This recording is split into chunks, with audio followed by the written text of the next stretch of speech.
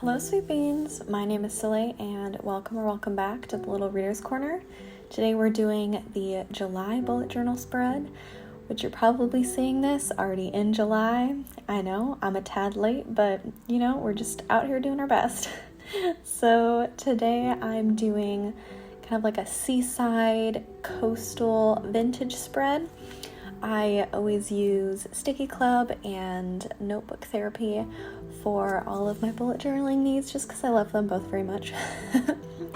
But I think this month's Sticky Club, it was like vintage travel or something. I always get the vintage collection, or the vintage monthly one, but it was like, it was a special word for travel. It was like travel armoire or something like that. And I just wasn't feeling that for July. It wasn't very summery, so I decided to go rogue.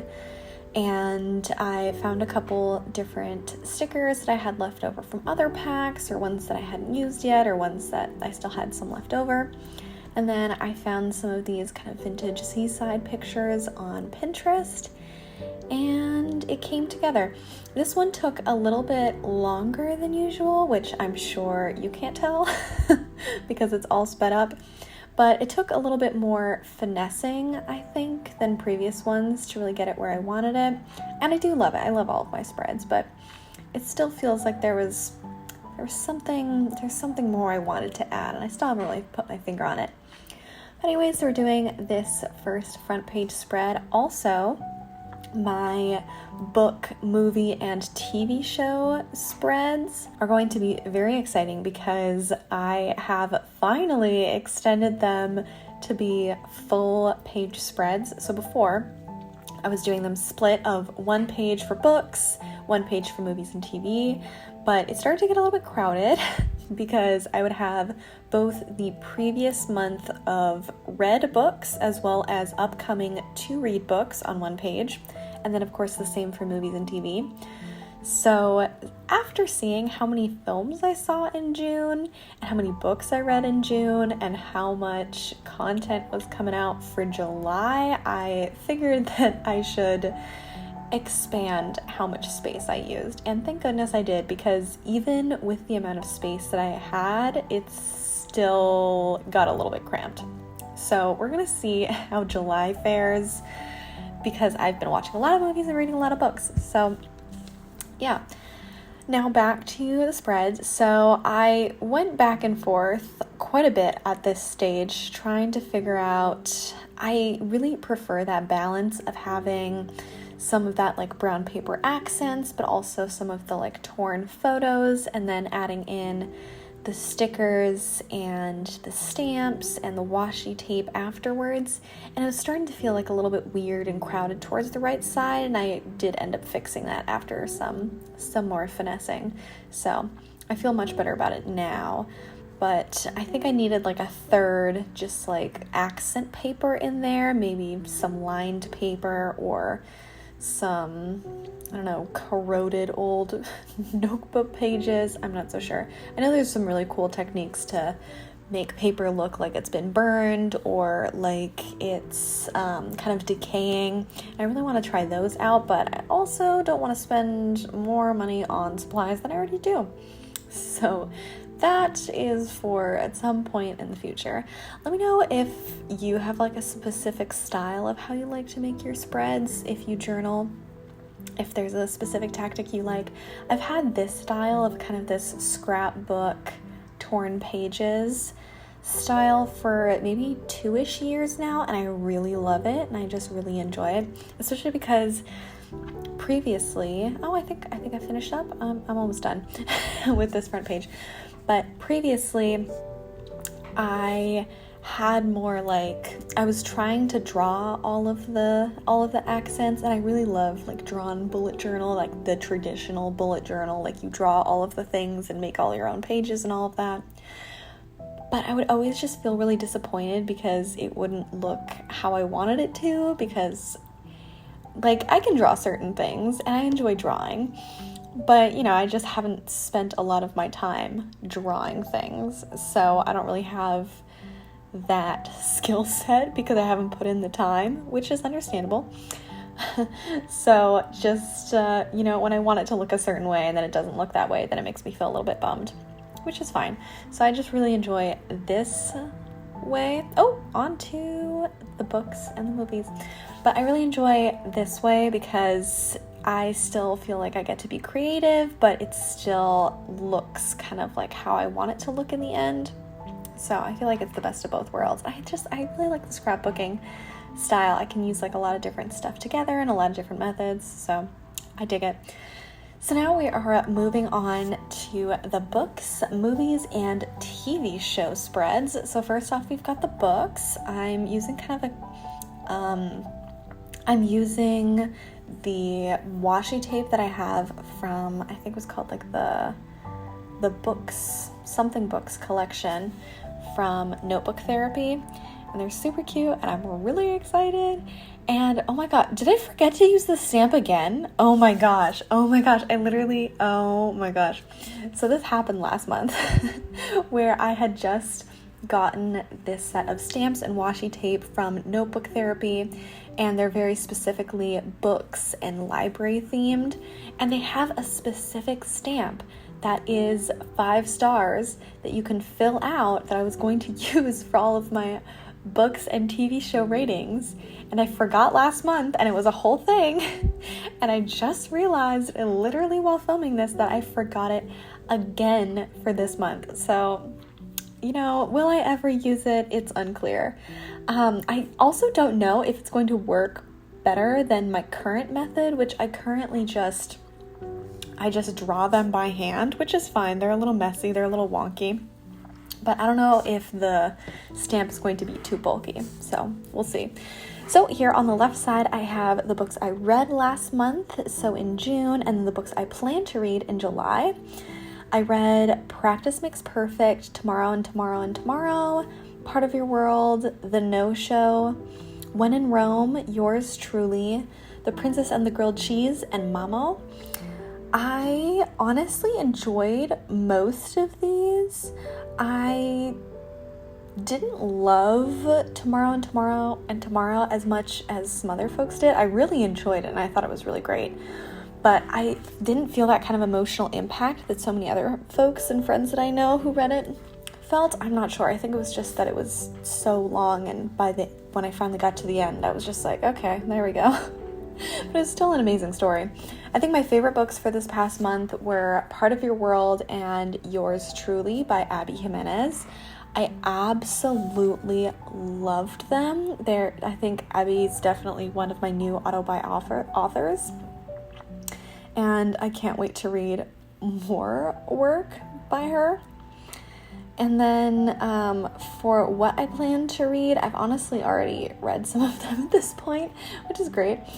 And I think I'm definitely going to expand upon what I was already planning on reading because I have so many more books to read. Like, I have so much free time now that I'm done with school, which is still so weird. I'm still not used to it.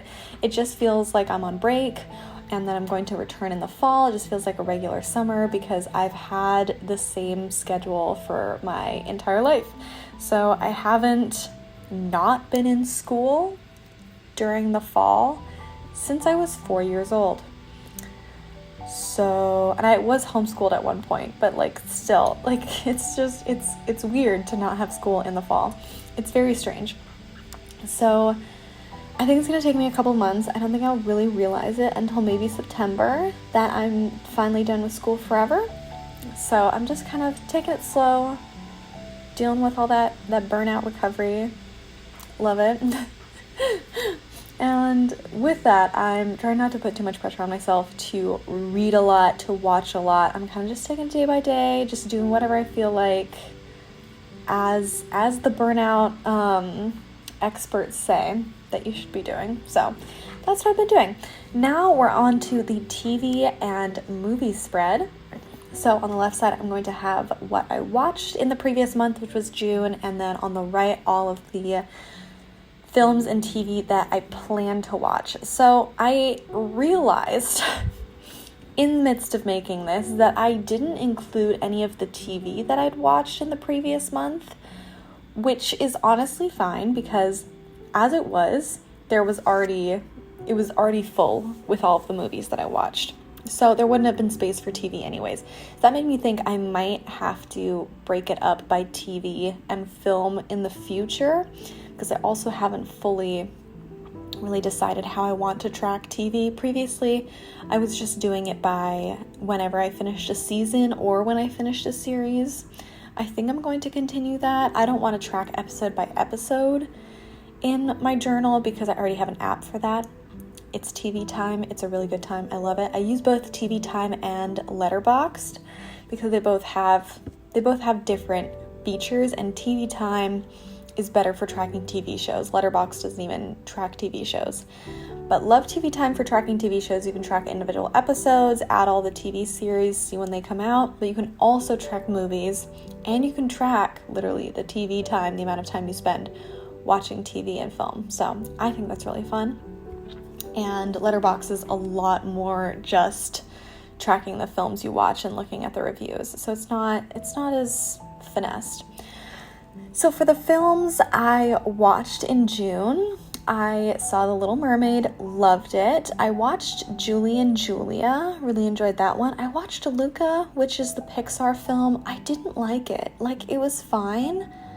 I don't know, I just didn't really feel anything. Then I watched Across the Spider-Verse. Oh my gosh, absolutely phenomenal. I rewatched How to Lose a Guy in 10 Days, a classic, standard, great film. I watched 80 for Brady, which I did not like. It was okay. I also watched The Patriot, which my friend Hannah really wanted to watch. It was fine. Hannah loves it. It was okay.